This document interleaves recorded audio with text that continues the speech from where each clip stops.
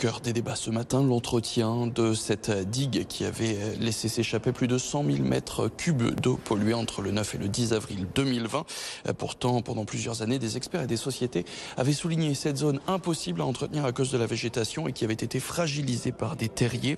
La Cour ce matin cherchait surtout à comprendre pourquoi cette zone n'avait pas intrigué plus que cela les dirigeants de l'époque, mais il manque beaucoup de réponses aujourd'hui. Les dirigeants de l'époque n'étant plus là, c'est un nouveau directeur arrivé plus d'un an après les faits qui répondait aux questions du tribunal. Ce matin, autre creux dans le dossier, le confinement à l'époque qui avait empêché beaucoup de relever, mais qui avait aussi perturbé la réactivité des entreprises de réparation. Alors la Cour doit encore entendre plusieurs associations de défense de l'environnement qui se sont portées victimes ou parties civiles de ce procès.